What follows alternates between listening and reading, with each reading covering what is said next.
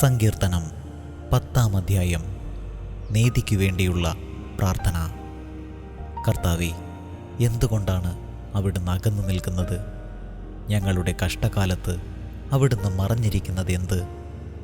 ദുഷ്ടർ ഗർവോടെ പാവങ്ങളെ പിന്തുടർന്ന് പീഡിപ്പിക്കുന്നു. അവർ വെച്ച കെണിയിൽ അവർ തന്നെ വീഴട്ടെ. ദുഷ്ടൻ തൻ്റെ ദുരാഗ്രഹങ്ങളെക്കുറിച്ച് വൻപു പറയുന്നു. അത്യാഗ്രഹി കർത്താവിനെ ശപിച്ചു തള്ളുന്നു.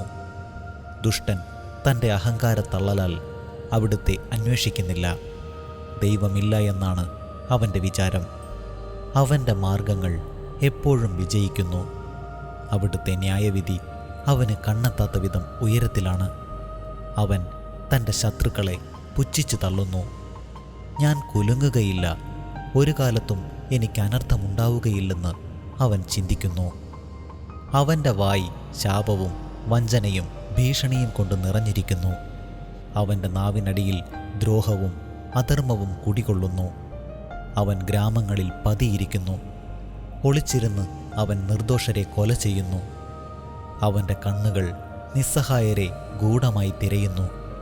പാവങ്ങളെ പിടിക്കാൻ അവൻ സിംഹത്തെപ്പോലെ പതിയിരിക്കുന്നു. പാവങ്ങളെ വലയിൽ കുടുക്കി അവൻ പിടിയിൽ അമർത്തുന്നു. നിസ്സഹായൻ ഞെരിഞ്ഞമർന്നു പോകുന്നു. ദുഷ്ടന്റെ ശക്തിയാൽ അവൻ നിലം പതിക്കുന്നു. ദൈവം മറന്നിരിക്കുന്നു.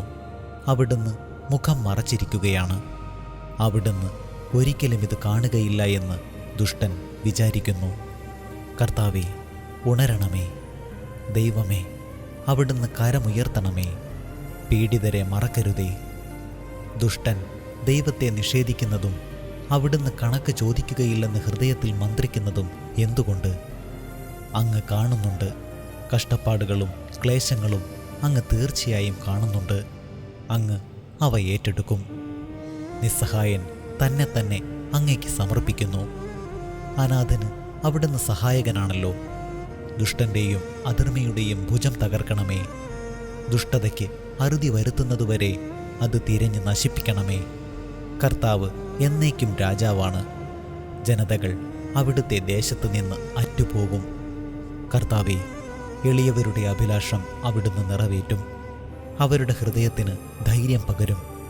അവിടുന്ന് അവർക്ക് ചെവി കൊടുക്കും. അനാഥർക്കും പീഡിതർക്കും അങ്ങ് നീതി നടത്തിക്കൊടുക്കും. മണ്ണിൽ നിന്നുള്ള മനുഷ്യൻ ഇനിമേൽ അവരെ ഭീഷണിപ്പെടുത്തുകയില്ല.